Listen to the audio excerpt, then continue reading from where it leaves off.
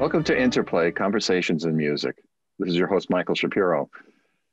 Today, my wonderful guest is cellist Maya Beiser. So good to see you, Maya. Wonderful to see you, Michael. Thank you so much. You know, Maya, you have been dubbed so many different things, names, I should say, or descriptions in the press, which I have to mention them. I hope you don't blush too much. The reigning queen, the reigning queen of avant-garde cello, a force of nature, a license to kill instrument. Oh, What do you think of all that? you can't pay too much attention to those things. Um, I mean, people come up with all kinds of descriptions. It's okay. I try not to. I try not to put too much weight into either phrases or otherwise. I mean, if it's criticism, I usually do listen because I find that that's something that I can learn from. But praises, you don't really learn much from. I agree. And also negative, I'm not sure what exists today because there's not much, there's not so much criticism anymore. Few papers Really have any of isn't. it. No, no. There's very little. There's very little. There's very little, and it's mostly feature articles these days or interviews. And I'm so glad to be interviewing and talking to you. I call this a conversation, not an interview. For so many years, you have created projects, let us say, which have been attached to multimedia events often. There's a great deal of video online. There's also, not only your website, mayabeiser.com, but also on YouTube and other platforms. Mhm. You've done TED Talks with multi-images and sounds about 8-9 years ago of you playing cello live to yourself in many other iterations behind you. But there are also videos of you playing in nature, of you playing with orchestra, like the David Bowie symphonic works that Evan Ziperin arranged, or, you're playing with dancers. So you made a decision quite early on from my watching you all these years and listening, that it was not just Maya going to Tacoma to play the Elgar Concerto, but not that there's anything wrong with the Elgar Concerto, but you made a decision quite a number of years ago to go down a different path, not only with Bang on the Can All Stars, but which you helped found, but a lot of different things. So my question to you is, what has drawn you to this very, very varied life? Huh. Let's see. How do I answer it in a succinct kind of way? Because it's a You don't long, need to be succinct. there's a lot to say. But I mean, I think that I was born with a sense of a quest of a sort, and before we started the official interview, we spoke a little bit about our background, and maybe it would be good to give you a sense of what my background is, which is Please. such, and so I was born in a kibbutz in Israel, in the Galilee. It was a socialist kibbutz, very left-leaning. We were very much in connection with all the different Arab groups that surrounded our kibbutz. And my father, who was, get this, he was a gaucho, a Jewish gaucho from Argentina, who moved to Israel, became a socialist communist and moved to Israel to start this kibbutz with a group of Argentinian kids. They were literally kids when they started. His father came from Russia, from Ukraine. My great-grandfather was a rather famous writer and who lived with Tolstoy. And, so they came from and the other side of the family was lineage of rabbis, all Wow. escaped they all escaped Russia at the turn of the century and followed the Baron Hirsch, who bought pieces of lands in the middle of the Pampas in Argentina. Yes, I know all And about them. yeah, and brought these guys there and just kind of, and there were a bunch of Jews, intellectual Jews who knew nothing about land or anything, and they just started this this little commune there, and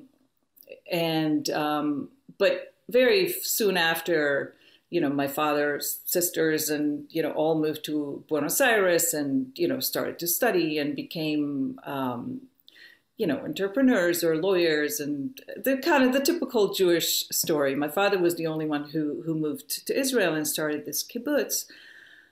And he met my mom because she was his French teacher. My mother's French, but my mother actually, her parents were both from Poland, from this little shtetl in Poland, both very religious. My grandfather, at the age of 18, rebelled and moved to Spain to fight against Franco. He was an anarchist. And my grandmother was a communist, also from a little shtetl. How did they even get those ideas? I don't know. But, you know, I think it's just something that runs in our blood. Oh, it And does. yeah, and they went to, and she also went to fight. And they were really fighting against Franco and kind of against each other. But they met in Spain during the Civil War and fell in love and got married. And then when Franco went to power, they had to escape. They escaped through the Pyrenees and found themselves in Albi in France, where they sort of settled and where my mom was born. When my mom was 3, the Nazis occupied France. And this was the Vichy area. So my grandparents both became partisans, and they put my mom and her little sister, it was just half a year old, in a monastery. Oh, And my. she was raised by nuns. After the war, you know, they got her back, and my mom ended up, you know, when she was 18, meeting my father, and she had me when she was 21. So I came into this world in a very strange way. My mom just came to the kibbutz. It was a little Argentinian community, you know, and they were learning as they went. You know, Of course. it was a pretty crazy experiment. You know, Yeah. my mom came from the hospital and put me in a baby's house, and from there I went to you know, children's house. I never actually slept with my parents. I would only meet my parents in the afternoons for a few hours.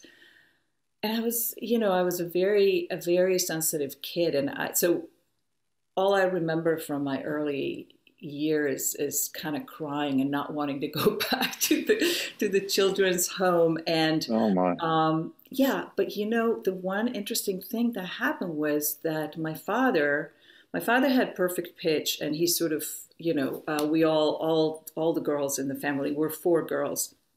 I was the oldest, but his dream was always to be a musician, which he never had the opportunity to learn.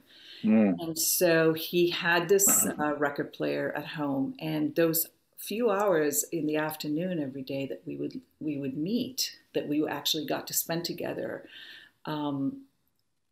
the activity was listening to music. And so, and I spoke about it quite a bit. I did an album a few years ago that I called Trans Classical, which was sort of about this first feeling that I had, that my first memory of what music meant to me, you know, and how music was always connected in my psyche as something that is very transcendent and very beautiful and very peaceful, and also, you know, just kind of something that hugs you, you know, because it was those moments were just so meaningful for me. And so of course I didn't, you know, it wasn't an intellectualized kind of thing, because it was just very raw. It was pre-verbal even, just that connection that I had to music. Um, and, you know, in the kibbutz, everybody started to play an instrument, which is sort of this wonderful thing because we happened to have a lot of people there who just, you know, there was this great piano teacher, a music teacher, and she just wanted everyone to play. And then they, you know, they tested everyone's hearing and they discovered that I had a very good, you know, sense of pitch. And so they suggested I play the violin. And I think, you know, there was, as much as there were a lot of magical things in the kibbutz, but from the very moment that I remember thinking about it, I knew that this wasn't the place for me. And I think there was a lot of very traumatic experiences that I had, which really just had to do with the separation with my mother, from my mother, not being able to, you know, not being able to be with her and my father. And so I knew it, and there was this rebellious streak that I had from the very beginning, which was I wanted to find something that was mine, or that was really connected to me. So when they suggested a violin, you know, I said no, I want to play the cello, and I knew. Before you go further, I just want to say one thing. You say rebellious streak, which I find interesting because you're the eldest. Yes. Of four daughters. Right. You are the Leah, in essence. The Leah. Exactly. The oldest. And usually the Leah of the group is so-called not the one that is. Not the rebellious, I know. No, it's the opposite. So you chose the cello to our delight, and then what happened? And magic happened. You know, I chose the cello, and it wasn't so easy because they said, well, we can't really have you play the cello because we don't have a teacher. We only have a violin teacher. And then, you know, I was advocating for it. And I said, well, maybe there's another teacher outside of the kibbutz that I could go. And it was all of a sudden this great opportunity to go to outside. So they did find a teacher. And I went in, and I never forget that day. My father took me in the bus, you know, and we didn't even have a cello. So the kibbutz didn't have a cello, but this... How did you know to select cello then? Well, because my father had those beautiful recordings of Pablo Casals, and he would play it for me. The Bach. The Bach suites, but also some other ones. And so I loved that. I just loved something about the sound, huh? Yeah. And so I knew that I loved that sound, and I loved the fact that it was big. I was a little girl, and I thought it was so nice to have something that would protect me.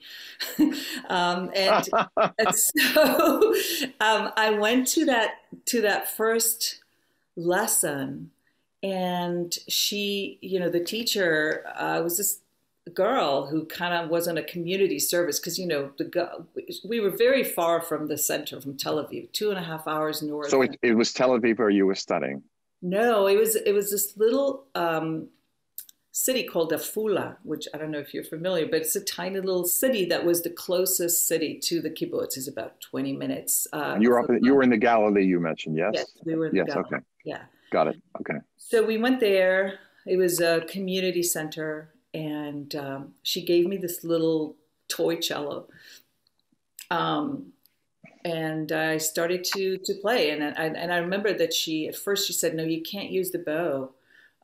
You just have to use your left hand." And I said, "Okay." But of course, as soon as I got home, I couldn't help but starting to play with the bow, and things, you know, evolved from there very quickly because it really was like magic.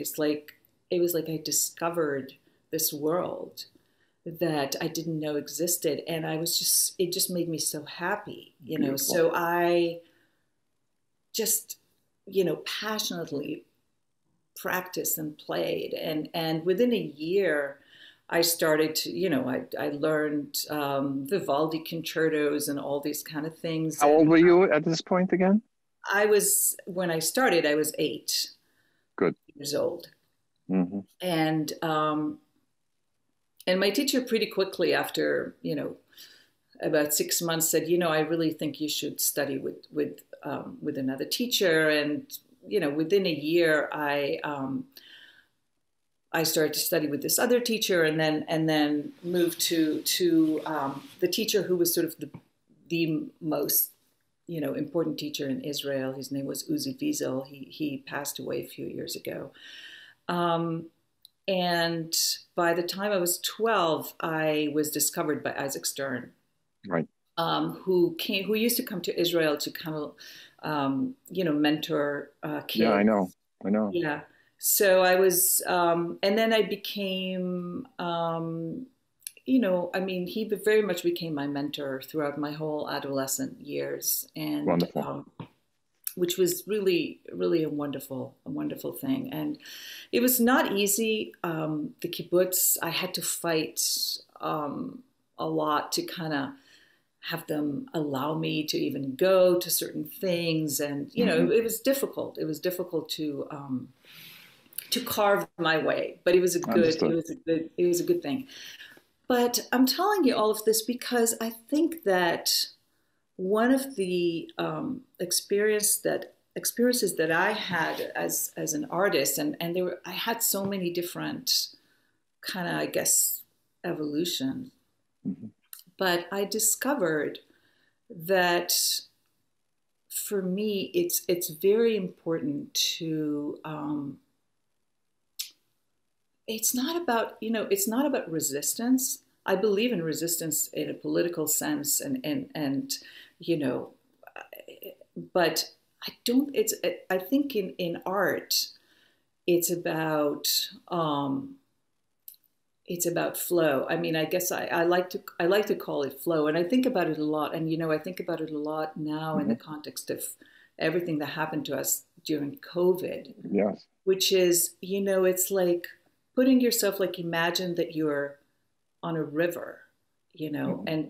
and you're if you're allowing yourself to kind of flow with the river, but then you carve certain ways as you go, and you kind of discover something, and then you kind of take another route, and then you go. So it's not, for me, it was never about negating um, or denouncing, you know, tradition, but it was about not accepting conventions, I Of course. guess.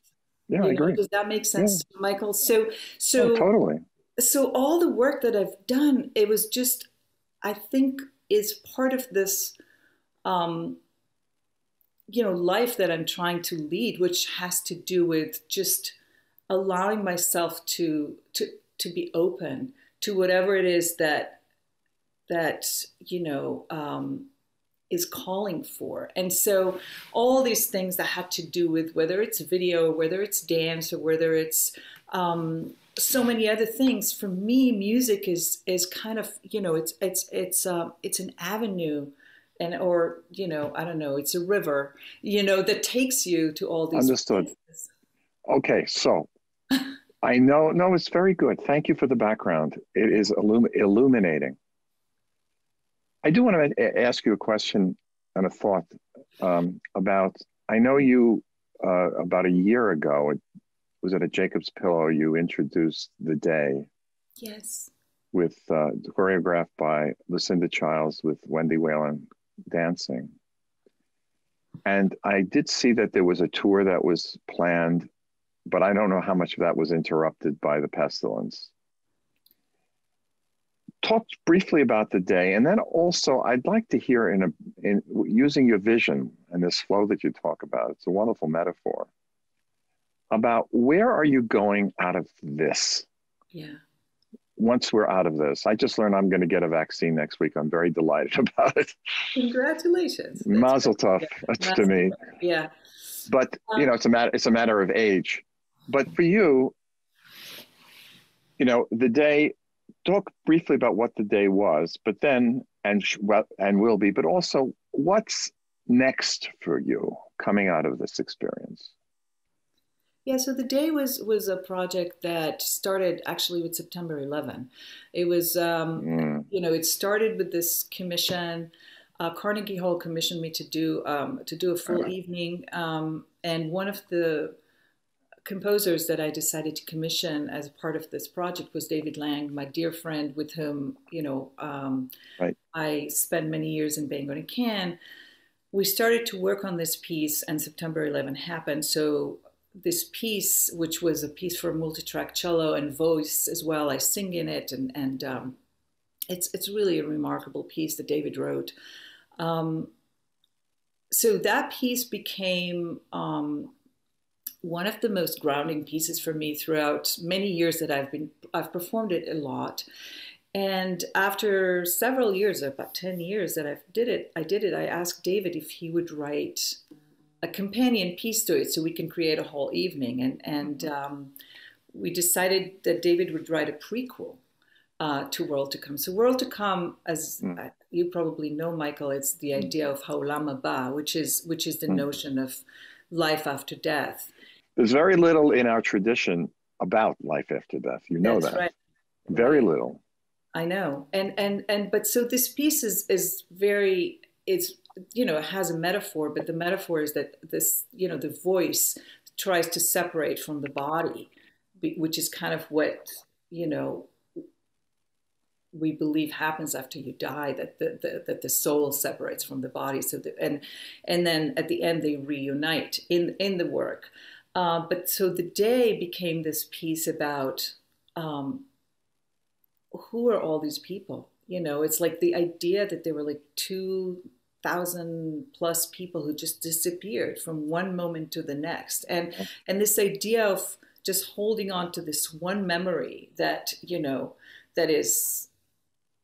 It's just one thing that happens that that is worth holding on to, and that might be the one memory that you have just before you die. Yeah, I understand. And it's not trying to be, and so it's from the profound to the mundane. And so there is this text that goes through the whole piece, which was sourced from the internet, actually. So it's all these different people that responded to the question of "I remember the day that." And well, I was there, by the way. Oh, I was downtown when it happened. Were you? Yeah, I was right. You were there too. Yeah. I was there in Battery Park. Oh. I have to say, I'm going to be very public on this comment. I don't care. Yeah. I found the John Adams piece based on this to be vulgar and not to be attentive to the tragedy and the epic tragedy of the day. I thought it was opportunistic and crude in a way that I was very offended by, having lived through the experience. I'm not familiar with the transmigration of souls. It's called. The transmigration of souls. On the transmigration of souls. Yeah. I am being very public in stating that I am, as you talk about resistance, I'm very resistant to the vulgarity of that piece and the intention. Yeah. How does my good colleague David Lang get over that? Well, first of all, we weren't public about the fact that it's about 9/11. It was kind of a secret, and the piece it was informed by it because we were working on it during that time, right after. But it wasn't meant to be like, oh, this is a piece about 9/11. It was more about this is where we are at this moment. We're both New Yorkers. David lives downtown. I was right there as well. And so this is kind of what comes out of it, us responding to that moment. Yeah. It's funny. That seems very sincere. Yeah. But I was thinking about, creating a sequel to, this is just kind of a joke, but I remember we were performing the day in Paris. We had exactly a year ago, actually, today. Well, we started, I think, on the 20th of January, 2020. Right. We had 14 shows in Paris. It was just really wonderful a year ago. What theater was that? Do you know? It was the Théâtre de la Ville in Paris. And I think it was one of the first performances that I went back to the hotel and I opened the news and I heard on CNN that there was some weird thing going on in Wuhan. And, and the next day we were talking about it in the theater, and my sound engineer, David Dave Cook, who is, phenomenal engineer, and he was joking, and he said, this is going to be the end. This is contagion, and we're all gonna, worlds. And we were all joking about it, and nobody really took it seriously. And I know. yeah, Yeah. and there you go. Here we are. All right, so let's step off of that, if we can, to conclude this very amazing conversation, which has flown. I have to follow up. We understand a little bit about the day, which sounds beautifully organic, and purposeful, and flowing. And I cannot wait to see it and hear it. But now that we've lived through this period, and thank God we're hopefully getting to the other side, what's next for you? What is in that fertile imagination of yours? It's I don't really know, Michael. So I tell you a little bit about what I went through this whole period. So yes, the day was on this worldwide tour. As I said, we were in Paris for we had 14 performances there. We were there for 3 weeks. We came back, and then we went to San Francisco. We had 2 shows in San Francisco. Before that, we were at the Kennedy Center. We were here in New York. We had a whole week here at the Joyce Theater. We were at UCLA, Royce Hall. I mean, we've been all over. Great stuff. And we were on the road for many more performances. Mm-hmm. I came back from San Francisco at the end of February, and that was pretty much it. And everything started to get canceled. I had all these, I had a big premiere that was scheduled in Philadelphia at the Annenberg Center. It was a new Michael Gordon piece with the choir, The Crossing, and then we were supposed to be here at Carnegie Hall. These are all friends. I know Donald Nally quite well. Oh yeah. So So we were supposed to premiere it in Philadelphia, and then in Carnegie Hall in March. I remember the whole, because I was with Donald just the concert before. So everything got in February. Yeah. And my entire season got canceled. Yeah, same here. Yeah, exactly. But I have to say, for me, I felt quite fortunate that I have a home, I have a family. I can. I'm not in the street like some of my musician friends. Terrible stuff. Yeah. So I kind of just felt a call to, to just be as helpful as I can to my friends and to all the people that I knew that were having a lot of issues. And I didn't really feel terribly sorry about, I can't perform anymore. And in a strange way, again, and I think that comes back to the idea of flow, of how we kind of need to, I think, not accept where we are, but go with where it is and sort of move. Maya, let me ask you something. When it first hit, I got sick right away, but I spoke to Jimmy Galway and to Yvonne Fisher, by the way, on this program. Yeah.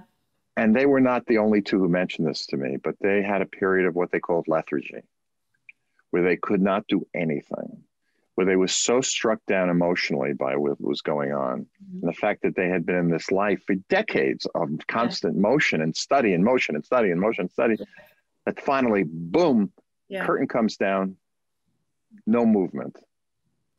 You're saying you did not feel this lethargy, did you? I did feel it was hard. I didn't touch the cello for a while. That I can tell you. So yes, there was this sense of, okay, you're here, you're surrounding me, but I'm not really. Gabriela Montero, Simona Dinnerstein did not touch it for weeks. Yeah, so I did. What is that telling you? I've just mentioned these 4 wonderful musicians who are friends of ours, and this is true of many others. What is it in us? For my final talk to you about this tonight, what is it in us, this life force, that at least for a brief period of time was pushed down? What happened?